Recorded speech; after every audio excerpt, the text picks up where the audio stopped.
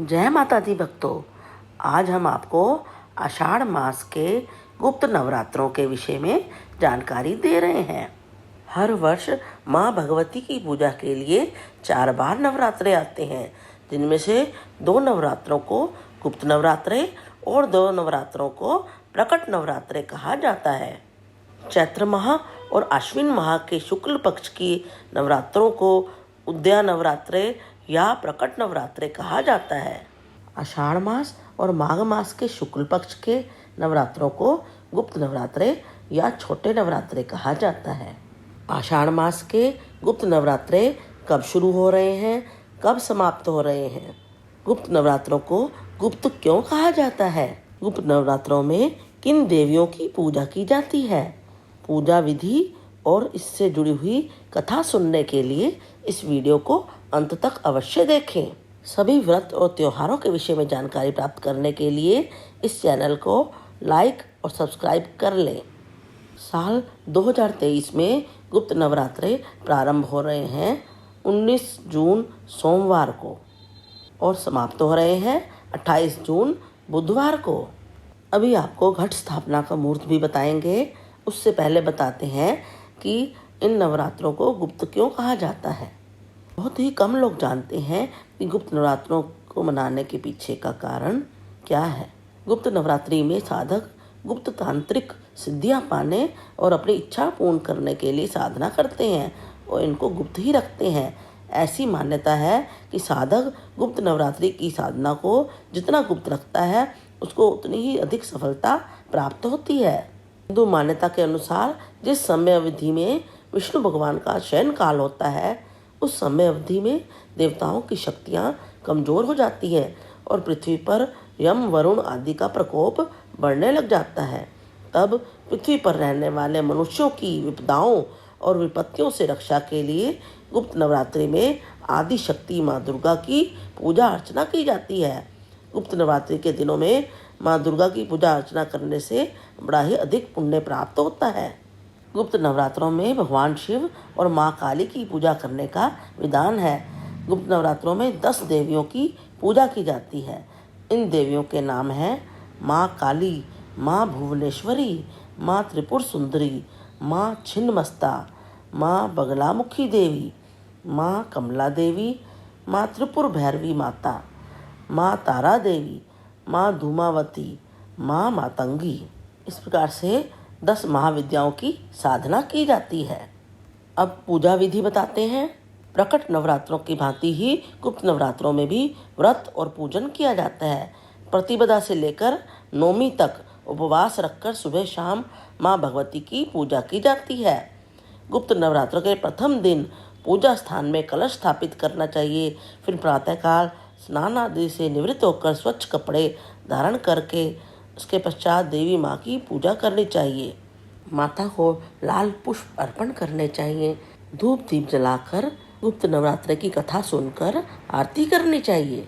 कथा हम अभी इसी वीडियो में सुनाएंगे। माता को भोग लगाने के लिए ऋतु अनुसार फल तथा सूखे मेवे ले सकते हैं। गलती से भी देवी माँ को तुलसी, आक, मदार और दूब अर्पित नहीं करनी चाहिए। माँ दुर्गा की उपासना के लिए माँ दुर्गा के मंत्रों का जाप करना चाहिए तथा दुर्गा चालीसा भी पढ़ना चाहिए। सुबह और शाम दोनों समय माता की कथा सुनकर आरती करके भोग लगाना चाहिए। अब गुप्त नवरात्रों की कथा प्रारंभ करते हैं। पौराणिक कथा के अनुसार एक समय श्रृंगी ऋषि के पास उनके भक्त अपनी समस्याएं और पीड़ाएं लेकर आए और श्रृंगी ऋषि उनसे मिलकर उनके कष्ट सुन रहे थे। उसी समय एक औरत भीड़ से निकलकर सामने आकर रोने लगी। श्रृंगी ऋषि ने उस महिला से उसके दुख का कारण पूछा तो उसने कहा, हे ऋषिवर, मेरा पति दुर्व्यसनों में लिप्त है। वो मांसाहार करता है, जुआ खेलता है, कभी पूजा पाठ नहीं करता, ना ही मुझे करने देता है। परंतु मैं माँ दुर्गा की भक्त हूँ और मैं उनकी भक्ति करना चाहती हूँ, जिससे मेरा और मेरे परिवार के जीवन में खुशियाँ आए। उस औरत के भक्ति युक्त वचन सुनकर श्रृंगी ऋषि अत्यंत प्रभावित हुए और उससे बोले, हे देवी, मैं तुम्हारे दुखों को दूर करने का उपाय बताता हूँ। तुम ध्यान से सुनो। एक वर्ष में 4 नवरात्रि आती है। उसमें 2 प्रकट नवरात्रि होती हैं, चैत्र और शारदीय नवरात्रि, जिसके विषय में तो सब जानते हैं। परंतु इसके अतिरिक्त वर्ष में 2 और नवरात्रि आती है, उन्हें गुप्त नवरात्रि कहते हैं। ये नवरात्रि आषाढ़ मास और माघ मास के शुक्ल पक्ष में आती है। प्रकट नवरात्रि में देवी माँ के 9 रूपों की पूजा और साधना होती है, परंतु गुप्त नवरात्रि में 10 महाविद्याओं की साधना की जाती है। जो भी कोई मनुष्य भक्ति युक्त चित्त से गुप्त नवरात्रि में माँ दुर्गा की उपासना करता है, माँ दुर्गा उसके जीवन के सभी दुखों को नष्ट कर देती है और उसके जीवन को सफल कर देती है। अगर कोई लोभी, मांसाहारी और पाठ पूजा ना करने वाला मनुष्य भी गुप्त नवरात्रि में माँ दुर्गा की उपासना करे तो माँ उसके जीवन को खुशियों से भर देती है और उसे मनोवांछित फल प्रदान करती है। श्रृंगी ऋषि आगे बोले, परंतु इस बात का अवश्य ध्यान रखना कि गुप्त नवरात्रि की पूजा का प्रचार प्रसार ना करना।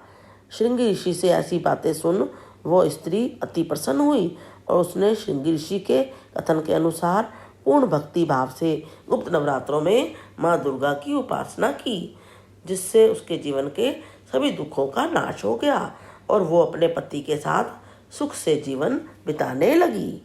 अब घट स्थापना का मुहूर्त बताते हैं। 19 जून 2023 दिन सोमवार को घट स्थापना का मुहूर्त है। सुबह 5:23 से लेकर 7:27 तक। यह अवधि 2 घंटे 4 मिनट की है। घट स्थापना का अभिजीत मुहूर्त है सुबह 11:55 से दोपहर 12:50 तक। यह अवधि 56 मिनट की है। मान्यता है कि इसी गुप्त नवरात्रि की पूजा के बल पर विश्वामित्र को असीम शक्तियां प्राप्त हुई थी और इसी महापर्व पर साधना करके रावण का पुत्र मेघनाद ने इंद्र को हराया था। यदि कोई साधक गुप्त नवरात्रि में एक निश्चित समय पर गुप्त रूप से देवी दुर्गा के पावन स्वरूप की साधना करता है तो उसे सुख, सौभाग्य और आरोग्य का आशीर्वाद मिलता है। शत्रु, ग्रह बाधा और तमाम दुख उससे दूर हो जाते हैं।